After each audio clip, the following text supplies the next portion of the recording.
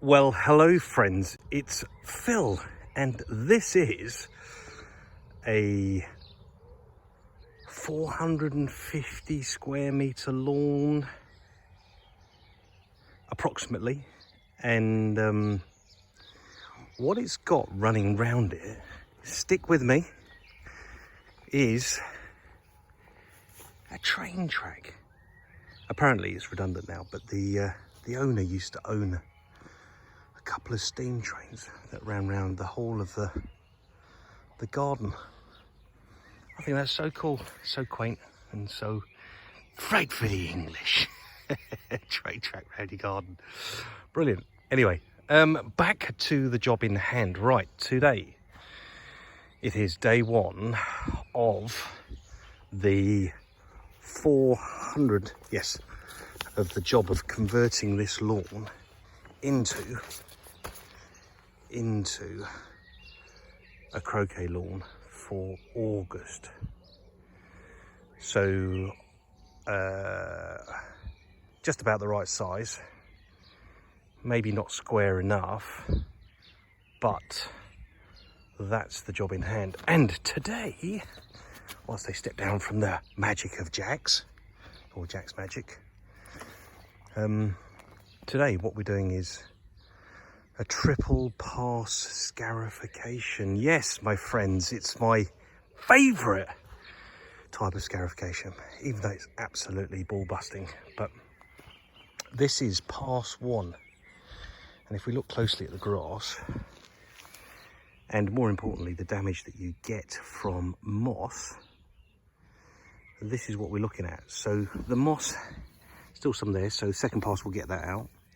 But the moss was sitting on there, on that channel there is where moss was. And you can see what it does. It's incredibly effective at blinding out the grass and really killing the majority of it.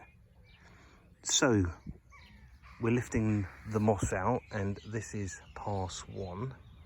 If we go and have a look at what we've got here, there is a lot of moss in it, a bit of thatch, and a little bit of grass, really. And thank God the sun's out, beautiful. So yeah, we're gonna get this now. I thought I'd tell a story actually at this point about working on larger size lawns and the mistakes that one can make that basically cost dearly. Not cost in terms of a lawn can always repair itself, but it cost in terms of like my inexperience and actually kind of what I want to share with you today.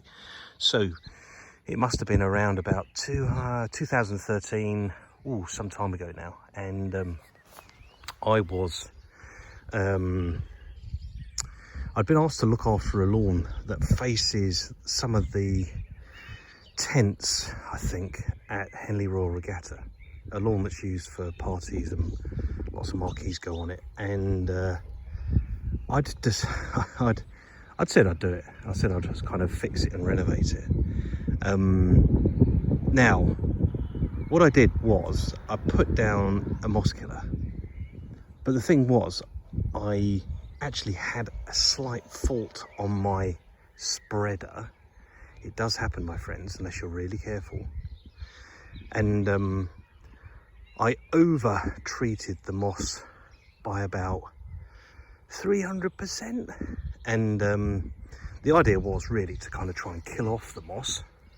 I'll just go for a wander around the garden while you're with me. That little section there is the second pass. I was just testing it, and that's what it's all going to look like, by the way. And the soil's pretty exposed. But what I do there, now next on this lawn, once it's all been done like that, is I cut it at around about 7mm. And then that will really expose an area to overseed on.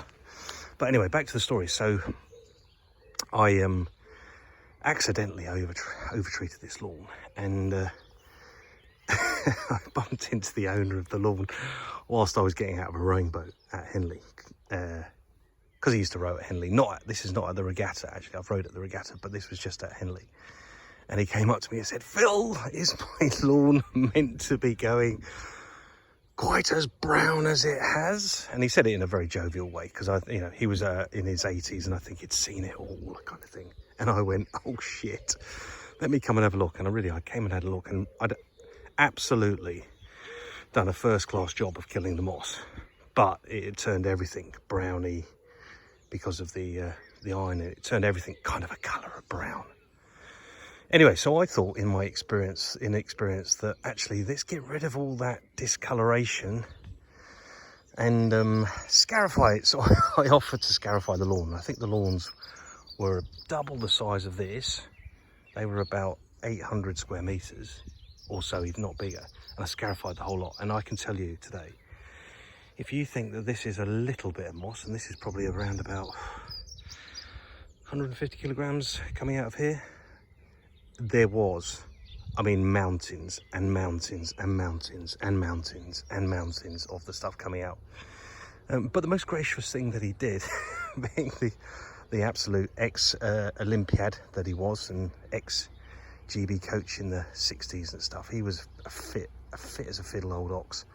And he helped me shift all this moss and thatch off the lawn into a certain area of the garden and tied it up. Anyway, the long and the short of it was, what I'd learned, and what I'm sharing with you here, is that I'd learned that if you go extensively into scarification, I mean, do it really properly, don't hold back, tidy up the thatch, tidy up the moss, verticut the whole lawn, overseed, dress and feed, you will get an awesome lawn at the end of it. And that's what happened at Henley, luckily enough. And in July, the lawns were looking totally brilliant, totally peachy. And so will this in around 4 to 6 weeks' time. It will be in its early stages of becoming the summer croquet lawn that I reckon it needs to become.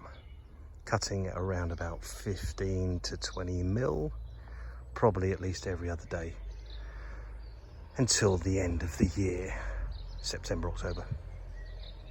Anyway, look, that's the end of today's story, and I'll keep you posted on this one. But this is the lawn that will become a croquet lawn. Anyway, see you soon. Take care. Ta-da.